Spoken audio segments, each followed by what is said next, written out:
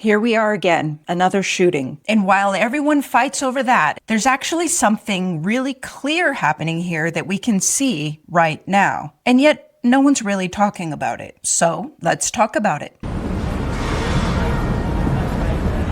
Now, if you've been paying attention, you know that what might matter more than the legal resolution is actually the court of public opinion. In other words, public perception can actually override and frequently steer the legal conclusion. And politicians know that. So while everyone goes back and forth about whether or not this was a justified shooting or whether or not Alex Pretti was a threat or not, let's look at the bigger thing that's happening here. What we're seeing right now is a narrative war. And that in and of itself is just kind of like, okay. But what are the stakes of a narrative war? The court of public opinion matters in politics because it shapes the legitimacy, reputation, and electoral survival of leaders. So in other words, the stakes are not empathy, compassion, morality. The stakes very much seem to be about power, legitimacy,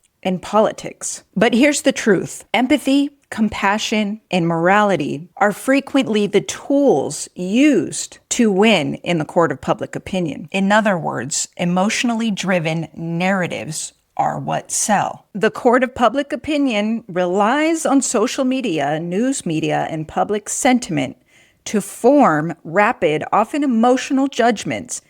It is driven by public perception, reputation, and collective belief. Now, keep that in mind while I show you this. A parent's desire and their passion to make sure that the story of Alex was told.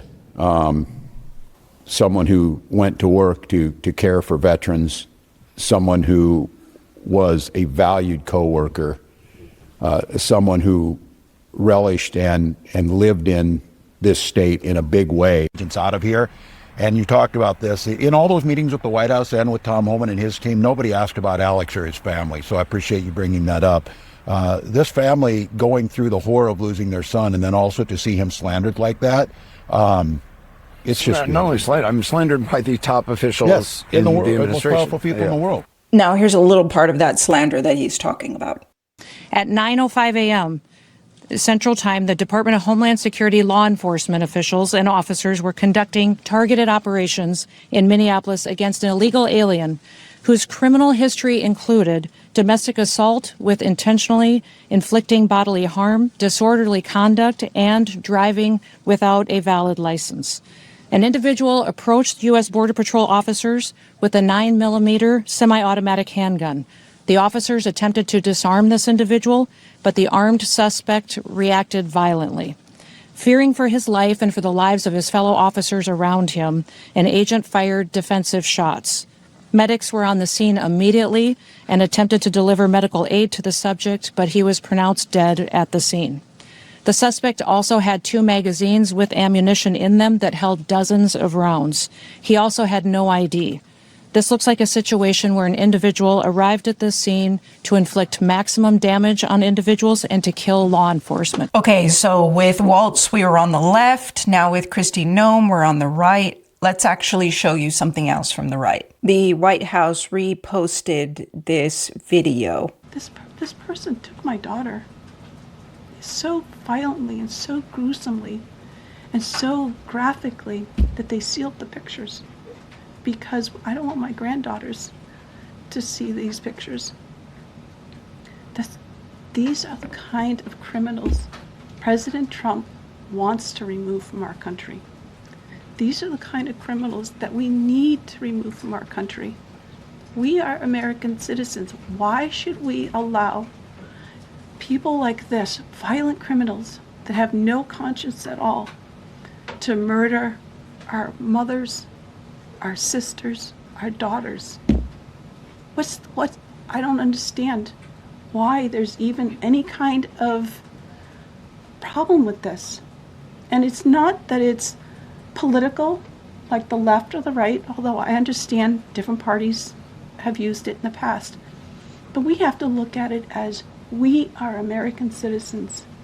We need to protect our families our borders, our children. Now, these are literally just a few examples of how emotion can be used. And I'm not saying that every politician or every leader that says something is insincere. I'm sure that's not always the case. But I just want to draw attention to the mechanics of shaping public opinion. I've seen a lot of examples already of this. I've seen it in how it's being reported, but I've seen it with officials and politicians. Barack Obama has come out with a statement. Joe Biden came out with a statement. All of this really just shows that this really is about the court of public opinion. It is about perception, and politicians will use the tools that they know work. Now, I will say that when I look at this narrative war and I look at who is playing defense and who is playing offense, it seems to me that the left is playing offense. The right is frequently playing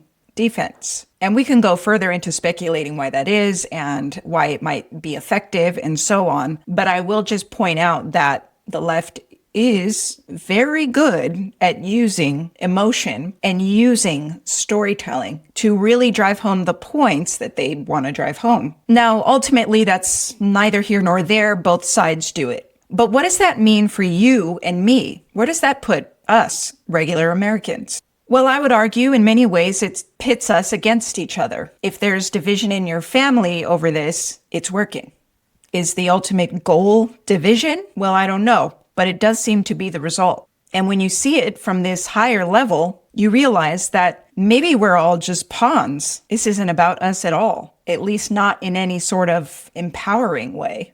And ultimately, I just think that's an important thing to see and to acknowledge. And maybe, just maybe, we don't always have to give in to the tribal warfare. What happened with Alex Pretti is tragic and unfortunate. But there's a lot of moving pieces here that aren't really being talked about. So if we can separate emotion, maybe we can start to see some of the things that are happening. Well, if you made it to the end of this video, thank you. I'm really glad that you stuck around to the end. And can you do me this favor? If you got any value out of this, can you hit like and subscribe and maybe share this video with someone you think might find it interesting? And if you're already one of my subscribers, I'm really happy you're here. Stick around because there's going to be a lot more coming up.